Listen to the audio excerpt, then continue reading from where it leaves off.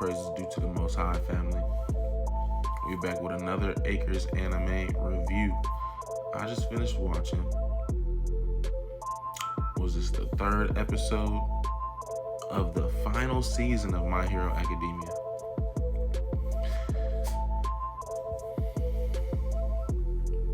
What else is there to say other than explosion, murder, God, dynamite?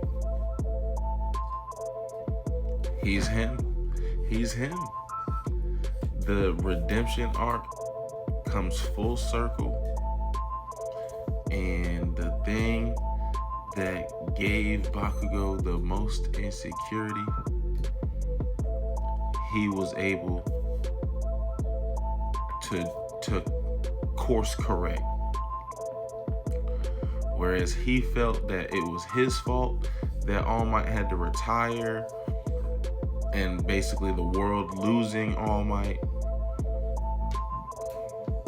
Now he makes it up by literally saving his life in a moment at a time where we seen last episode, there was a kid watching this unfold on the television.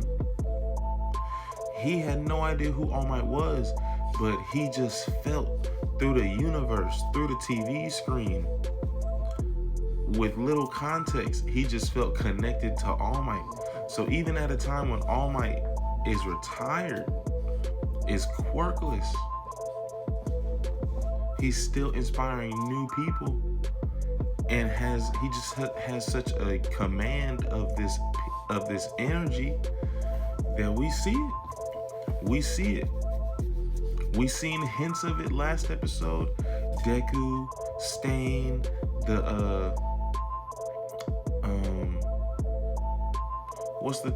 what was the name he called the technology? I don't know, but his Batmobile was even speaking and was like, no, don't die, All Might, you gotta live on. Now we see this on a national, on a global scale, and Bakugo manifests that? Come on now. And literally saves him, and has people watching on their televisions around the world cheering like it's a World Cup goal. Like a game-winning World Cup goal, you know? Or a Super Bowl winning touchdown. Or a Steph Curry, Olympian gold medal three-pointer. Like, people was jumping up out their seats when they seen that All Might survived. Okay.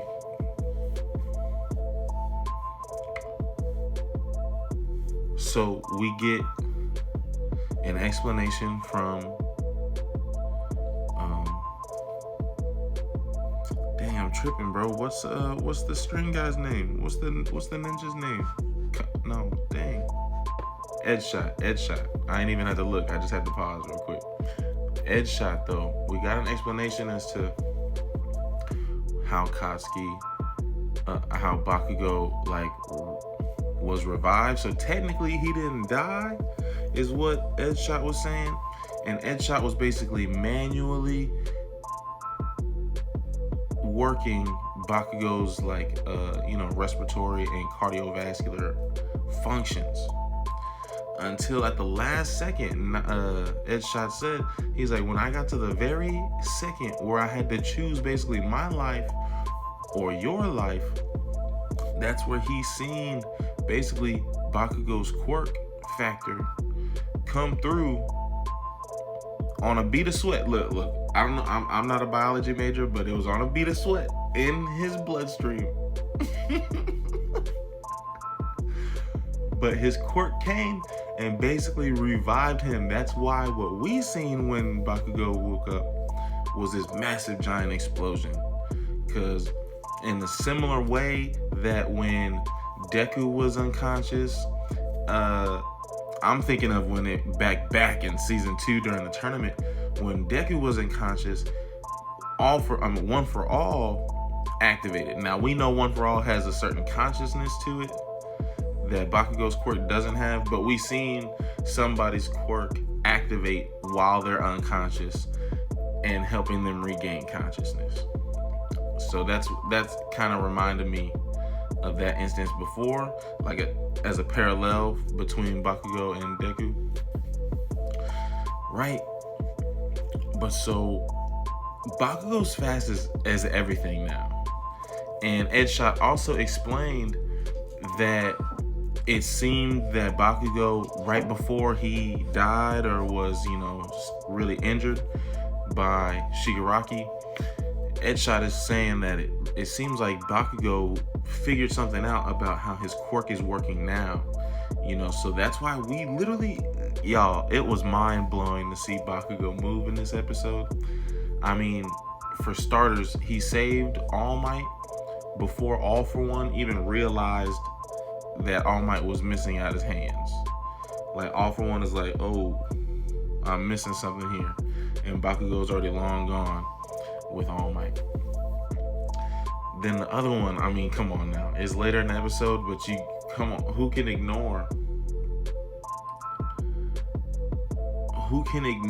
when Bakugo, he's kind of internally going through how the quirk is working and his new understanding of when to activate and how it feels, so he can move more intuitively.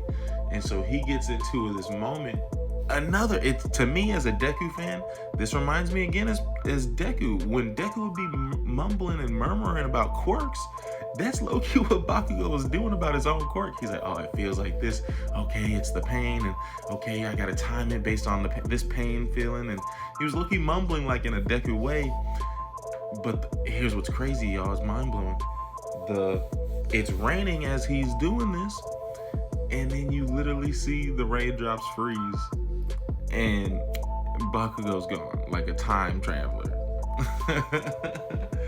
And I know there used to be rumors about Bakugo being a time traveler on the internet, on YouTube and stuff, but nah, man, that was mind-blowing. Like my mouth was literally agape when I seen that. And I just can't help it. I'm a Deku fan, but Bakugo is also an All Might fan, right? So it kind of ties together in this way. Deku is again reminded of, it's this sensation. It's this first time where Bakugo's linking the pain sensation with using the quirk, which he understands was Deku's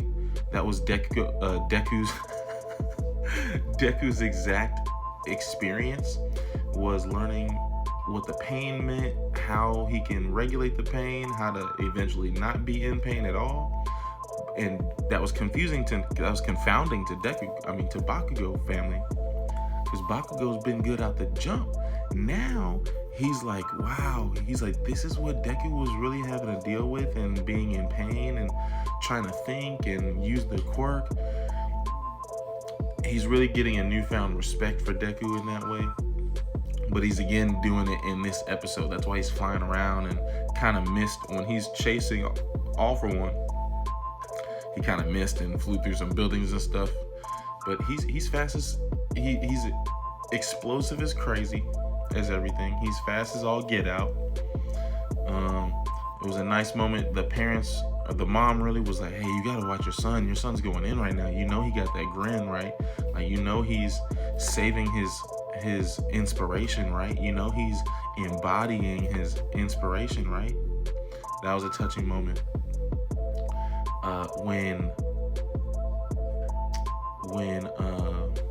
What's her name? When Lady Nagant seen the explosion from Bakugo, and it looked like a thermonuclear missile explosion or something. That looked crazy, just to see that perspective. Oh, and then the last thing, that's not really in the order of the episode, but just to see that the whole world, while we're fighting for our life over here, for the end of the world, the rest of the world is kind of just doing their thing for the most part. Some people are tuned in, but they feel like it's not going to affect them anyway, but they're interested. But other people are just like, hey man, like, we got a deadline. Hey man, I got this traffic. Hey man, I got mouths to feed. So it was an interesting episode. It was a crazy, more than interesting episode. It was crazy, top tier, top notch, chef's kiss.